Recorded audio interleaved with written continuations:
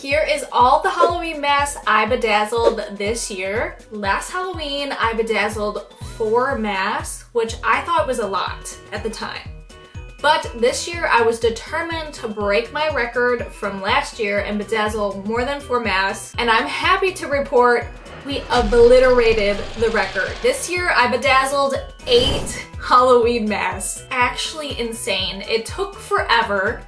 I felt like I was bedazzling all of October, which I pretty much was. But I'm here today to take you through all of the Halloween masks I bedazzled and show them off and let you guys see what I've been up to for all of October. My bedazzling journey this Halloween actually started in August.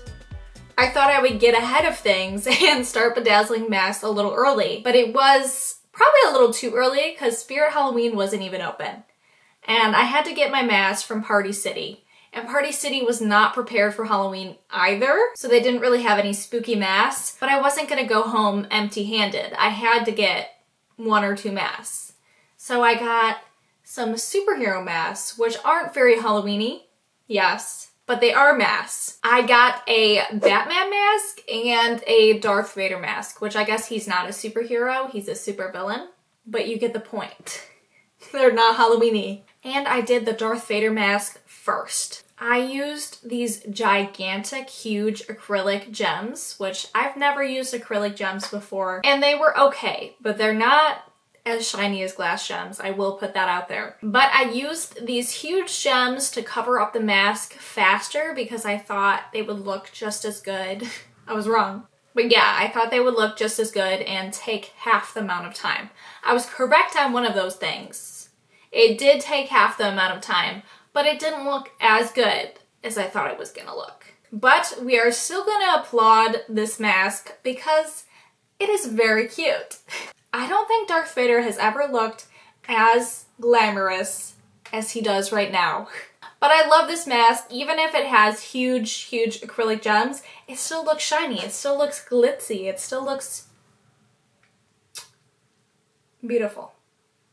It looks beautiful. Even though it does look beautiful for the Batman mask, I thought I would change it up and do slightly smaller gems and stick to the glass gems that I'm used to. And since it's such a small mask, that was probably a good idea. The big gems probably would have looked a little silly on the smaller mask. And honestly, I think it turned out so pretty. Look at that shine. Look at that sparkle. I still don't have a Halloween costume yet. I was deciding on which one of these masks I'm gonna wear. Honestly, I might wear this mask. Let me know in the comments what mask I should wear this weekend. But I think maybe it should be this mask. Do a little Batwoman costume. Batman is actually one of my favorite superheroes of all time, so it would be very fitting. At this point in our bedazzling journey, Spirit Halloween is finally open and my heart is full. I love that store with every ounce of my heart. And I heard they're opening a couple Spirit Christmases, which would be exciting because I love Christmas just as much as Halloween, but there are none near me, so I'm very sad. Maybe I'll take a little road trip. I don't know. But Spirit Halloween was now opened and I took full advantage. I went in there and bought 3 masks, one of which I have sadly not bedazzled yet. Mr. Jack-o'-lantern has not been bedazzled, but I might still have time for it. Halloween's not over until I say it's over, okay? But I bought that mask and then 2 other masks, a vintage clown and Beetlejuice. I did the vintage clown one first because I thought it was very cute. I thought it was adorable and I wanted to bedazzle it immediately. I was torn between doing colors or clear gems, but I ended up doing clear gems just because I wanted the lines on the mask to maintain their sharpness. They're very sharp and there's a ton of them. There's a lot of different colors, a lot of different lines, so I'm like, let's just do clear gems. Some people had opinions about that. Some people were not happy that I went down that road, but me, myself, I think it turned out beautiful. Look at how they sparkle. Maybe I'll wear this one. I don't know. This one's really cute. It's a nice little soft, subtle sparkle, but you can tell it's bedazzled. You can. And like I said, all of the lines and the colors, they maintained their sharp edges, which might have not happened if I did color jumps. After the vintage clown, it was time to do the Beetlejuice mask because everybody in my comments section was upset that I had not done Beetlejuice yet. So it was time. People were threatening to say his name 3 times if I didn't bedazzle him. So yeah, it was serious. We needed to bedazzle him ASAP. I also used clear gems on him, but not for the full mask. I used green gems for the green goo all around his face, and purple gems around his eyes. Not exactly purple, it's like a burgundy purple. I don't know. I don't know the exact color name, but I used that color around his eyes, and then I used clear gems on the rest of him because he has so much going on in his face, so much detail. I didn't want to lose any of that. So I did clear gems on his face. And I think it was the right call. You'll have to let me know in the comments. But I think he turned out pretty good. Look at that.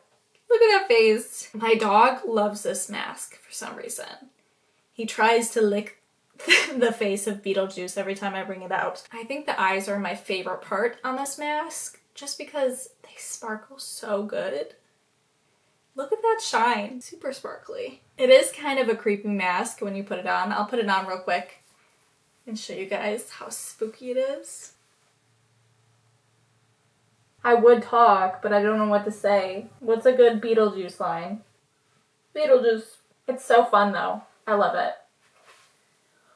Whew. I don't know if I can wear a mask all night. It gets kind of stuffy in there. After Beetlejuice, we went back to Spirit Halloween to get some more masks because that's just what to do. Everybody had different suggestions for me to do, but I only had a limited amount of money to spend at Spirit Halloween because the masks are like kind of expensive there. They're kind of expensive. So I spent like $100 or something like that and got 4 more masks. I got a Michael Myers mask and then 3 Nightmare Before Christmas masks. And I decided to do Michael Myers first because I feel like I needed to do all 3 Nightmare Before Christmas masks at one time. So I'm like, I'll get Michael Myers out of the way and then do the 3 masks. So I did him first, and honestly, he was a very fun mask to do up until I got to his hair. His hair was very, very hard to bedazzle. It had so many grooves and bumps. It was so uneven. It was a nightmare to bedazzle, but it looks pretty good. It looks pretty good now, but it was not fun. But this is how it turned out. It kind of looks like somebody said this. I'm pretty sure somebody said this in my comment section or in real life. I don't know. Somebody said this to me. It looks like Edward Cullen.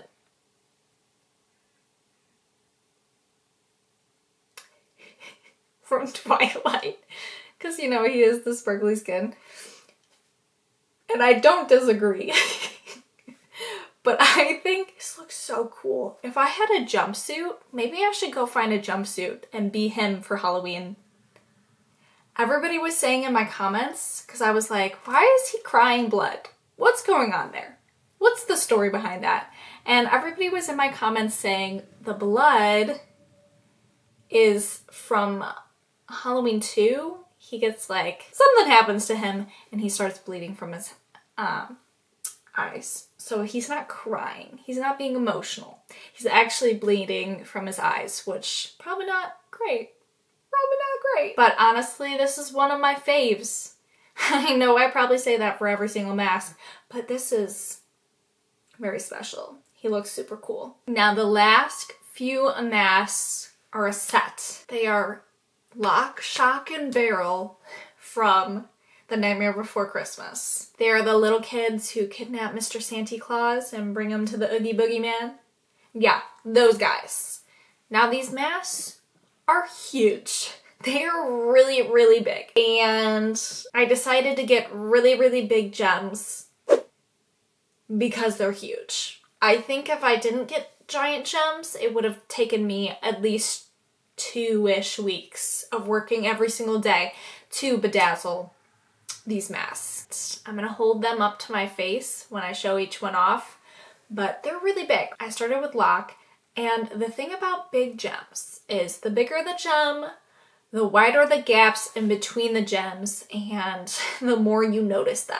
I feel like for the small gems, the little tiny gems, you can hardly notice any gaps between the gems just because they are so small.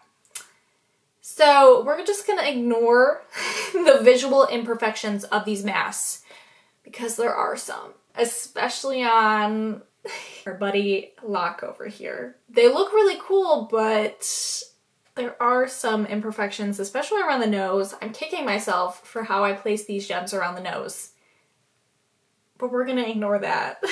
And I wasn't kidding when I said these masks were huge. Look at that comparison. That's insane. I want to say each of these took me around 6 to 8 hours each. So just imagine that with smaller gems. It would have taken me forever to do these. So I did Locke first. And then after Locke, I did Shock, which honestly went a little bit better. I don't know what it was about this mask, but the gems fit together so much nicer for some reason. I don't know why. I can't explain it. I could not tell you why. But they did fit together quite nicely. And I actually really love the green color I used. I used a light green for their face and then a greenish blue for around their eyes and mouth. But this is how they turned out. I really loved doing this mask. I don't know what it was. I think it was just the shape of the mask. It was very satisfying. These masks were heavy before, but now that they have like a couple pounds of gems on them, they're kind of really heavy now. The final mask of the duo was Beryl, and he is all white and his teeth are all white. So I'm like, how do I do this? How do I make the two whites look different from each other? So I got transparent AB gems for his face, which kind of reflect a rainbowish color. Like they're clear, but they have like a rainbow sheen to them. I thought that would be pretty for his face. And they also kind of show through a little bit of color underneath because around the eyes, he kind of has a darker sheen than the rest of his face. So I thought it was perfect to have a little bit of a transparent gem for the face. So you can see the dark circles around his eyes a little bit. And then for the teeth, I don't remember what color it exactly was, but I got a pearly-ish white. So I was just crossing my fingers that once it was done, the two whites looked different from each other. And I'm happy to report they look very different from each other. It is a very deep contrast, which I'm glad because that's kind of what I wanted. This is how he turned out. Honestly, I think this one's the funnest mask out of all of them just because the teeth, the big smile. People were asking in my comment section of my short video why I didn't do the eyes. I will show you up close why I didn't do the eyes. Here, I'll show you from the back. The eyes are a mesh material. It is fabric. It's meant for you to see out of if you're wearing the mask. So I can't bedazzle the eyes because whoever wears this mask will no longer be able to see if they put it on. And that defeats the purpose of a mask. But that is the trio. That is all the masks I bedazzled this year. I mean, hopefully next year I'll be able to break my record, but I set a pretty high precedent. I don't know if I'm going to be able to bedazzle over 8 masks next year. I might have to start in July. But you guys will have to let me know which one is your favorite in the comments. And also let me know what masks I should do next year. Because I'm going to look back at this video next year when I'm going to buy more masks and see what masks you guys want me to bedazzle. Anyways, that's pretty much it. I'll see you guys in the next video.